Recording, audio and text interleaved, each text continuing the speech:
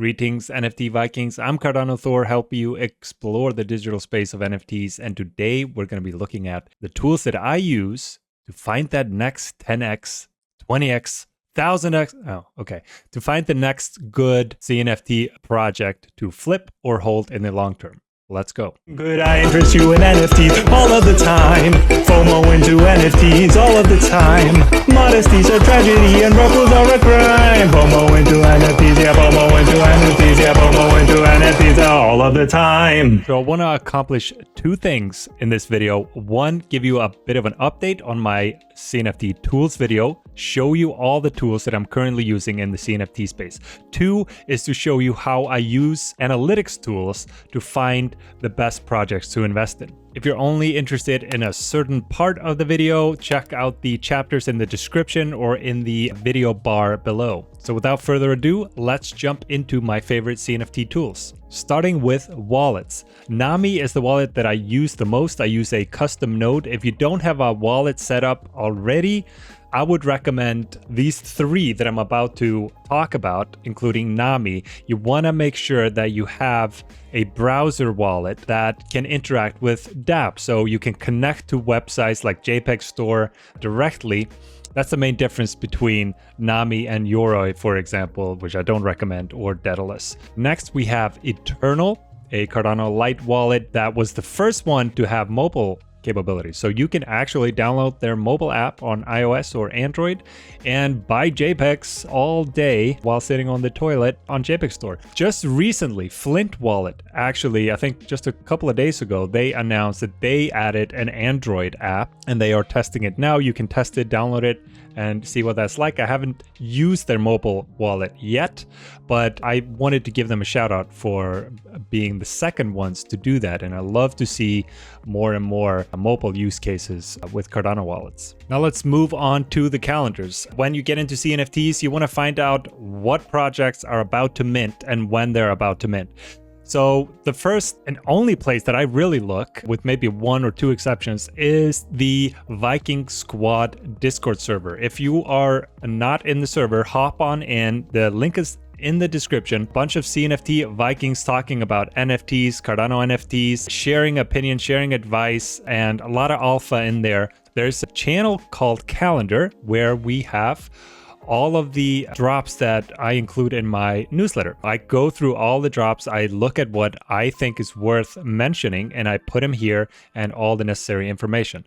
So that's the first place I would look. But another website that's been around for a long time is When CNFT. Drop into their calendar section right here and you will see a list of projects that are coming up. Now, this is not a curated list. This is just all the projects. Anybody can sign up for here. So keep that in mind. You will see a lot of questionable projects, future rug pulls potentially. If you're new, this might be a harder place to start because you don't really know what to pay attention to and what not. So I would suggest finding a more curated calendar like in the Viking Squad server. And then we have CNFT Jungle. This is a website sponsor of this video actually, but a website that I would recommend regardless. I only take on sponsors that I would recommend for free. CNFT Jungle is one of them because they have everything about NFTs in one place, including a calendar. So you can just go up here. They have statistics, calendar, minting now, Sniping. They have a lot of tabs up here. You can go to calendar and you can see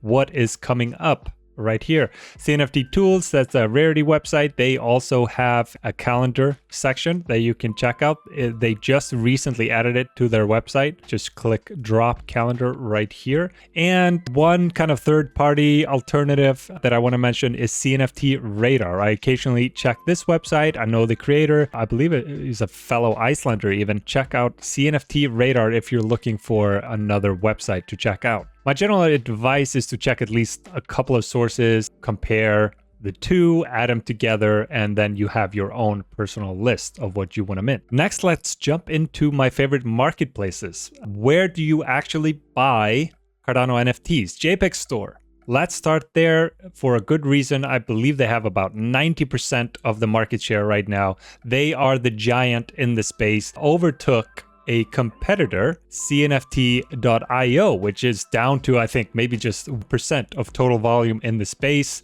They did have an update recently. Too little, too late, some people say. So my go-to place, I pretty much buy all of my NFTs through JPEG Store. Now, this is not a marketplace. CNFT Jungle is not a marketplace, but I wanted to give them a shout out because they are an aggregator. If you're checking Rarity, analytics, whatever, or you just like some of their features, which I'll review in detail in another video, you can actually just hover over any of them, connect your wallet, and buy them directly from their marketplace, right? This can be very useful because it aggregates all the listings from the different platforms, because there are a lot of platforms that I'm not going to be talking about here in this video. When looking for flights, you might look at Skyscanner or any of those websites that aggregate prices from different airlines, and it can just be very convenient. They do take a small fee for it, for the service.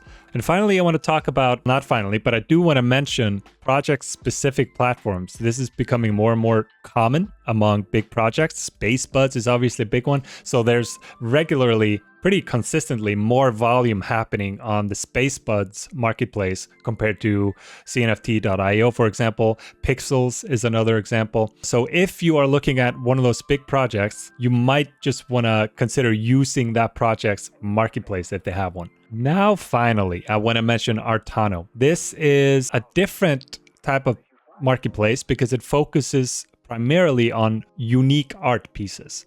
So you can hop on here and you can see super high quality one-of-one pieces that you can bid on or buy directly, more of an upscale marketplace for the art side of the spectrum. So if you are an art collector or want to explore that part of the space, I highly recommend Artano. I've talked to the creator on my channel and I just love what they are building and what they're doing for the community. Must have in your tools arsenal. And I'm gonna sneak in Trading Tent right here at the end. They're, again, not a marketplace, but if you are looking for a platform to do a trade, not to buy, but to trade with another collector, check out TradingTent.io. This is the team behind Fortgotten, and they've created this super smooth platform where you can connect your wallet, especially if you're using a DApp-compatible wallet like Nami, and through a very smooth process, you can trade with another person without any escrow,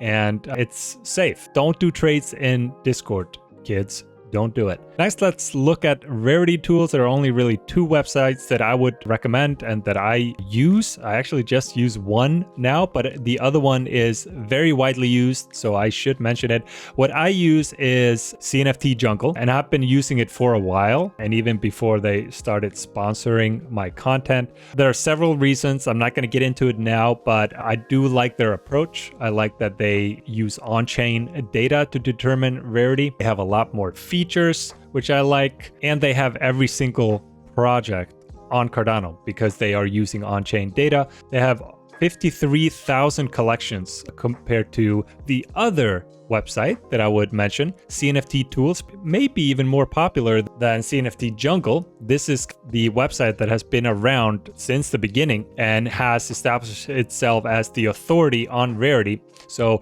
they work directly with a lot of upcoming projects where the project itself just determines the rarity. So it's less about statistics. It's a different approach. I'm not as big of a fan of that, but some people are. Sometimes I start on CNFT Jungle, then I just double check with Rarity tools to see if there's like a major difference between what the project decides is the rarity versus what is the actual mathematical rarity. So not as many features, but you can connect your wallet like on CNFT Jungle. It's pretty user friendly. I would recommend either one of them to begin looking at your project's rarity. I guess the main benefit of CNFT tools is because they don't have as much data, because they don't have as many features, it might be a little bit easier to navigate because you don't get lost in all the numbers. But what I don't like about CNFT tools is that they charge every project for a listing on their platform, so they don't have all the projects on here. And yeah, a few other reasons. So I tend to go with CNFT Jungle, but a lot of people go with CNFT tools, like I said, so I would check out both of them and decide for yourself. Now for analytics in particular, I'm gonna mention OpenCNFT.io. You can see some statistics on this website. And again, like CNFT tools, there's not a whole lot of data on here. So it's pretty easy to navigate. You can see volume, wallet holder, stuff like that. You can click on the project, get more analytics like the all-time high sale and the most recent transactions, things like that. You can click up here and get the market data and get an idea of the overall market trends. See the total volume up here. But again, and I wasn't joking, CNFTjungle.io, they do basically have everything. So they're going to be in a lot of these categories, unlike some other websites that specifically focus on one aspect of things, like CNFT tools is Rarity. CNFT Jungle is trying to do it all and just be that one place for everything. So if you're going to bookmark just one website, I would probably recommend CNFT Jungle. It's the one that I use the most. So for statistics, they obviously have pretty much all the data and more compared to OpenCNFT here right on the front page. Volume trending, largest floor change, top sales, most searched trades, like a lot of data on here. But then you can click on statistics up here and get even more statistics. You can check out, for example, I mentioned that JPEG Store had 90% market share in the last 7 days. It's more like 92%. You can get a nice overview of the volume and NFTs sold. You can see the top projects, the Ape Society in the last 7 days, the Deadly Sins has been, and Spacebuzz have been in the top 3. You can check out the top sale, stuff like that. So a lot of useful data in this tab. And of course, you can also get into each particular project on itself and get even more nitty-gritty on that project's analytics. More on that later. Now for sniping tools, there are only really 2 tools that I use personally and that I'm going to mention here. CNFT Alerts is one. Is made by a CNFT Viking community member. Shout out to Lex. He's actually integrated with the CNFT Viking Squad server, so you can go in here in CNFT Alerts and you can see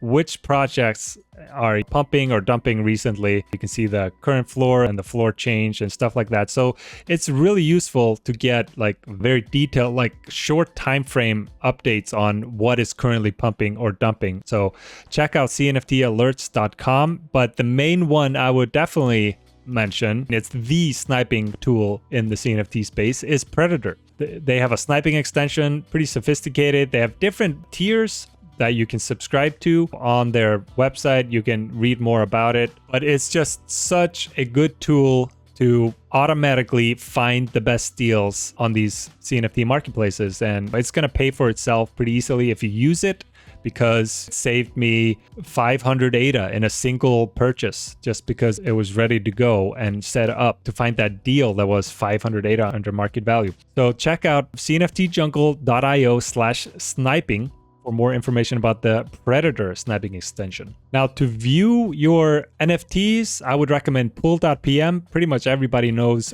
pool.pm. It's been around for a long time. You can go into your wallet, pool.pm/your wallet receiving address, and look at your NFTs and the metadata. But I would also recommend a new addition to the list is pixel.page. This is basically a pool.pm, but with a lot of additional features. You can connect your wallet, you can create pages and show your NFTs without showing all of that other information in your wallet, like your other NFTs or how much ADA you have. So check out pixel.page. Last but not least, news. What tools do I use to get news? And maybe not a surprise, I use Twitter. Follow me, but also follow other good accounts. CNFT News literally has an account, and what I do is that I bookmark things and I create lists. For example, I have a Cardano CNFT updates, and I just have a list of accounts, Patrick Tobler and others, CNFT News, that I trust to get my updates and news from. So I'd recommend doing that. You can subscribe to my list literally here, or the CNFT Brew newsletter. This is a newsletter that I've been doing for a while, 27 issues by now. I'm not going to stop anytime soon. And this is where I spend a whole day or more aggregating all the latest news. I also look at upcoming drops, market updates, stuff like that. You know, I might be biased here, but if you just want one place to catch up on the CNFT space and read the latest news, I would recommend my weekly CNFT Brew. Link in the description. So those were some of my favorite CNFT tools, my most used tools. But now let's take a look at how I use analytics tools to find that next 5x or 10x project. And I want to give you guys actionable advice, not just retroactive advice where you can see like, oh, here you can see a week ago there was a pump, you should have bought there. I want to give you what you can do now ahead of time to spot future pumps and really look for something that's worth investing in right now. And this is a quantitative approach, guys. I'm checking out numbers, I'm using data, I'm using analytics to determine which projects to get into.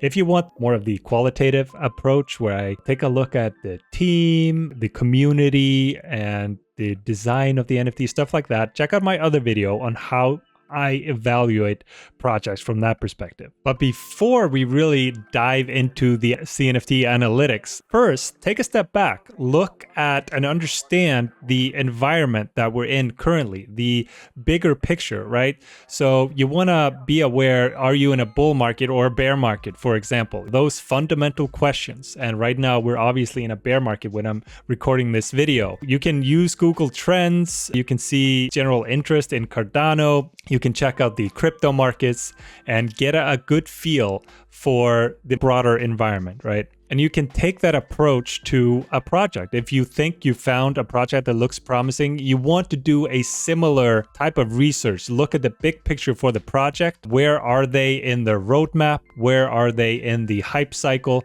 And the best place to do that is to jump into the Discord, check out the roadmap. If it's an already established project, when did they launch? What's coming up? What has happened before? What season is this? Stuff like that. So take a step back, both in terms of the greater crypto and CNFT space, and then also see where the project is in its life cycle, if you will, or hype cycle. So a part of the overview of a project is looking at the price action and the floor price historically. And here I am on OpenCNFT. I'm not on Jungle, even though that information is there, just so this doesn't look like a giant infomercial for CNFT Jungle, because I use them for most things.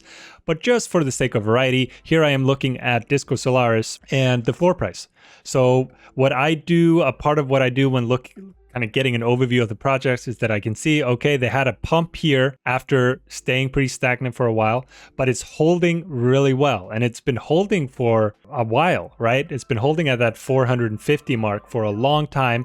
And that's when I actually bought my first, because that was a project that I used all these methods for, to decide, oh, I should probably pick up a Disco Solaris. And since then, that's been working out pretty well for me, right? So if it's been holding steady and holding a certain floor for a long time, that's a sign of strength. The first distinction that you got to make is obviously, are you looking for a new project, or are you trying to find something that's currently on the market and has been minted already? For projects that have not been minted, this is a little bit more difficult to use analytics tool for obvious reasons, because we don't have any data on the secondary market. In some cases, we might not even have sneak peeks or any data on trade variety or anything like that. But there are still things that you can do besides, obviously, spend time in the Discord and make sure you're following the announcements and seeing if they are releasing information about the upcoming mint. Probably the most obvious thing to do is to check out the hype factors. See how fast they are growing and getting attention. Using the Mallard order as an example, almost 8,000 followers before their mint. They haven't minted yet, which is very strong in the CNFT space.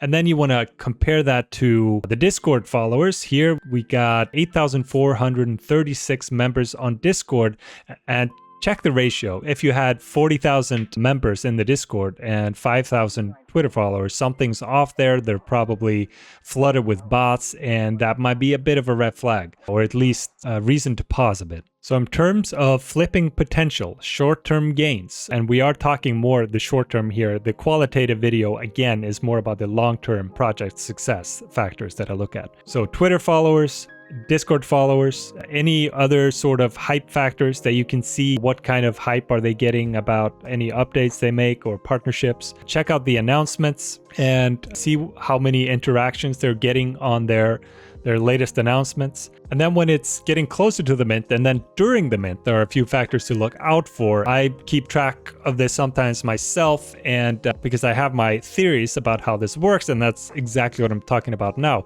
You want to check out the supply of the collection, and then see in the minting launch announcements, see how many reactions that they're getting compared to how many members there are in Discord. Obviously, you got to be conscious of the price as well. And then get a rough idea of the supply to reactions or supply to Discord members ratio, because this is a good indication of how fast the project is going to sell out and how much flipping potential it has in the short run. You also want to keep track of how fast they are minting. Sometimes you get a sense for this in the Discord, but use Cardano Scan, put the policy ID into cardanoscan.io and see how many have already been minted. You can also check the minting section here on cnftjungle.io. Now, if the project has already minted, there's a lot more we can look at. It's a little bit less speculative, and this is why I'm often a little bit more comfortable spending my ADA on projects that are already out there, already have proven some sort of commitment, and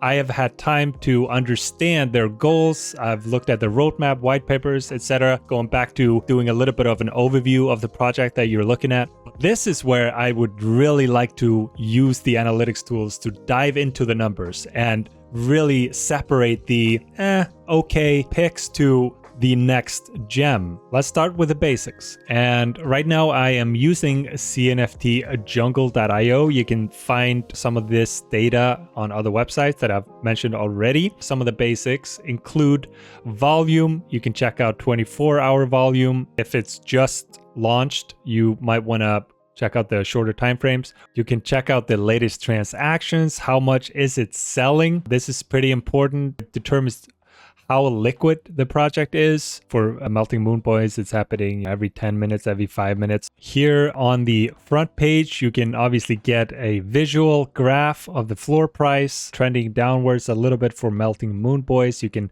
see the current floor and the sales floor being the lowest actual sale on the market. This is a great place to get these basics. You soak in the basic information, the basic data, and that gives you a great starting point to start really analyzing the project and comparing it to others. So the next thing I would look at is analyzing the floor sales versus the higher rarity sales.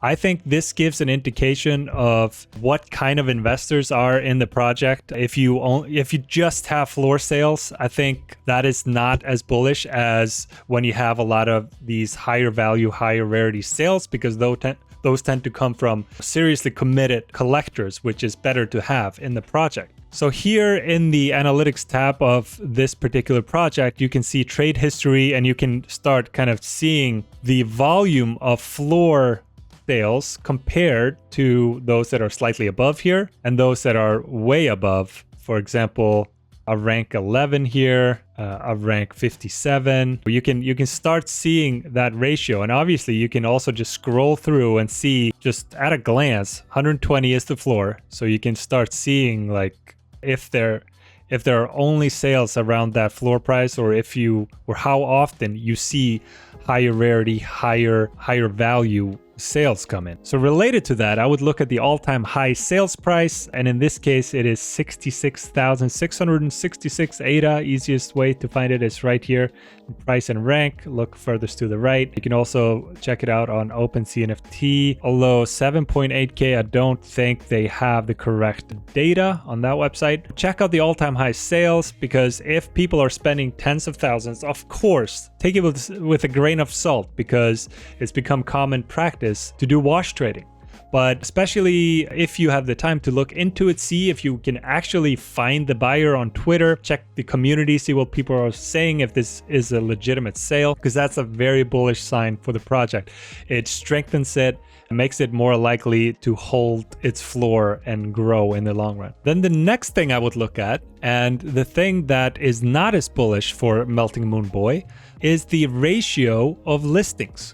So right now there are 1,022 NFTs listed. That's 18% of the collection, and that is higher than what I like to see. I like to see less than 10% listed on the marketplace. This obviously, how willing people are to sell that particular project NFT says something about how strong the floor is and how strong the project is overall and what kind of investors are in it. So let's compare the 18% to what we know to be some of the stronger projects. Space Buds 4%, Ape Society 5%, Play Nation 6%. There is a strong correlation there. But of course, TED Nation 30% is pretty high. We've been seeing the floor keeps going down. This is obviously more likely to be high for more recent projects, and the more established you are, the better it is. But here we have some outliers, and that's what you want to look for. Cardano Summit NFTs 2% listed.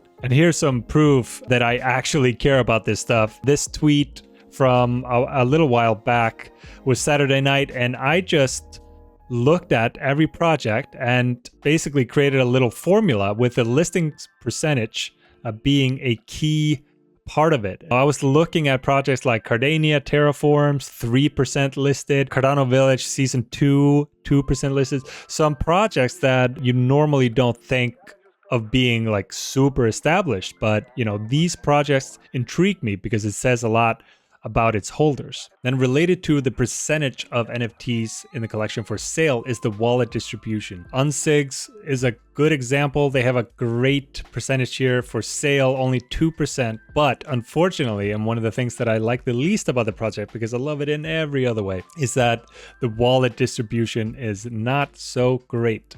2,300 wallets for 31,119 NFTs. Looking at the wallet distribution itself, there are 89 wallets that have over 20 unsigs. And the biggest one, correct me if I'm wrong, I wonder if this is JPEG Store or something like that. No, it can't be, because there are not that many listed, right? There are wallets with over 3,000 unsigned algorithms in them. And that's not very good because it gives them so much power to manipulate the secondary market. Next, I would look at the floor thickness. This is usually something I would do manually. I would go on JPEG Store and I would see, okay, floor is, Disco Solaris is 569 ADA. How many need to be sold before we reach the 1K ADA mark, for example? But CNFT Jungle has made this a lot easier. So you can just go down here to floor thickness, and instead of it being an ADA, a specific ADA mark, they do it in terms of 2x, 3x, 5x. And you can see we need 168 sales until we 2x this investment, which would be a little over 1,000 ADA. And compare that 168 to the Melting Moon Boy, 303 sales needed to do X. The Disco Solaris floor thickness looks more appealing because it takes fewer sales to 2x, right? Now, another factor that could definitely be in the qualitative category, and it is in my other video, is the trait variety. But I'm including it here because you can get the actual numbers and study them. You can see the variety here on CNFT Jungle. Very easy to do.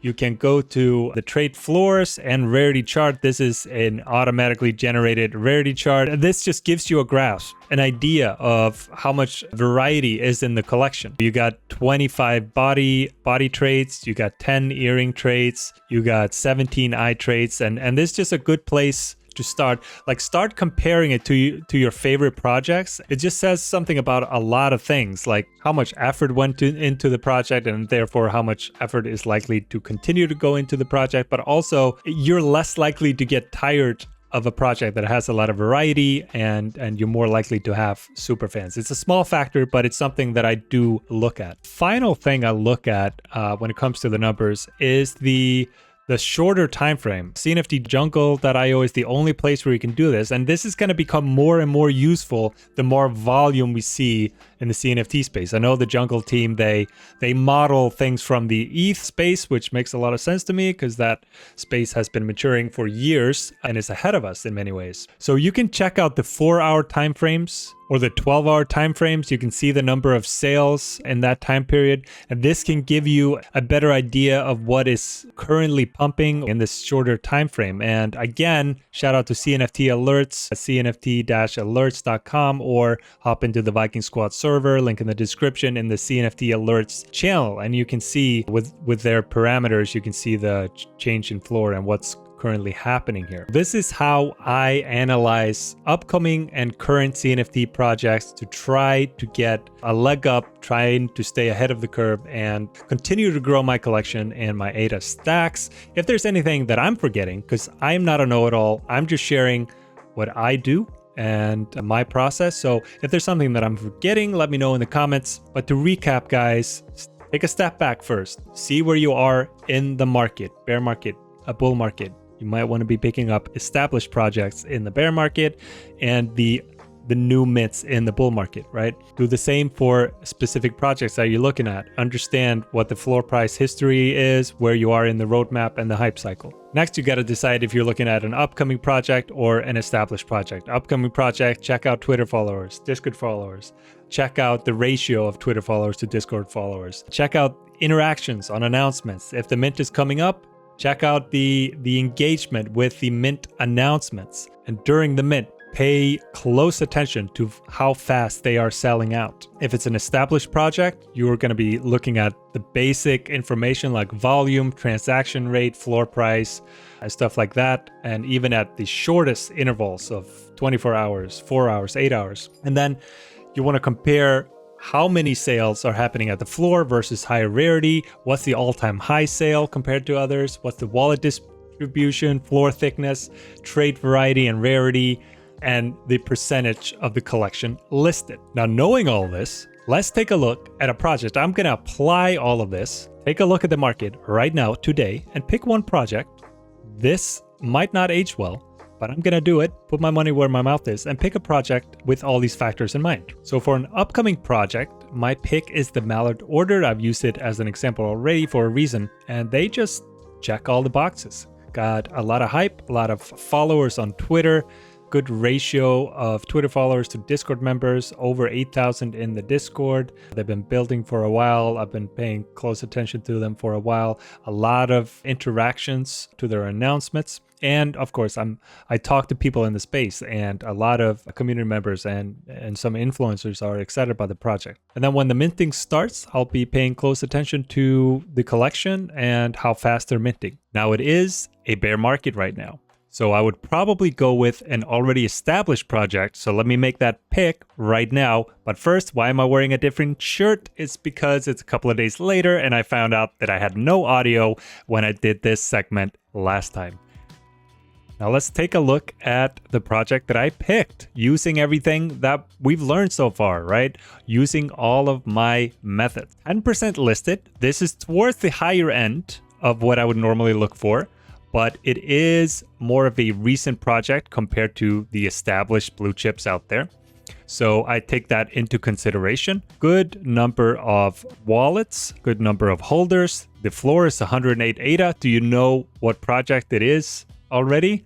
Let me know. Take a guess. I guess I just revealed it right there, but you see there are quite a few high value, high rarity sales. Only need around 200 sales to 2x, which is pretty good. The floor price has been slowly declining. It's been pretty steady and now has been pretty steady for many days in this bear market, around 110, 115.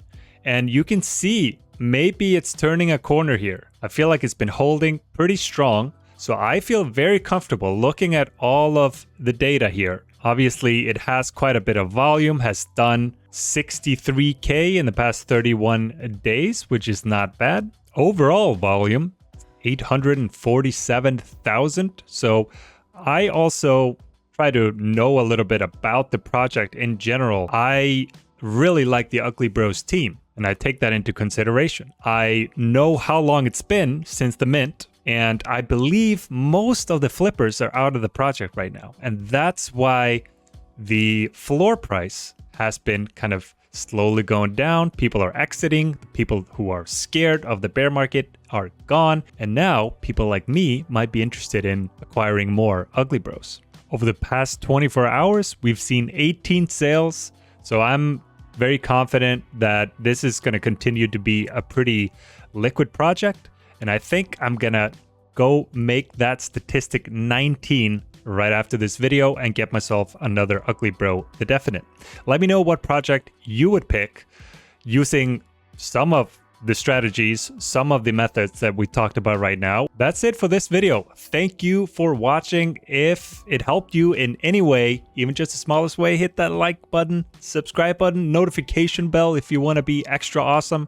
I really appreciate it. This was a really long video, and if you haven't commented yet, comment "I'm a Viking" in the comments, mostly to confuse the hell out of other people, but also to let me know that you watched till the end. I appreciate you. See you in the next one.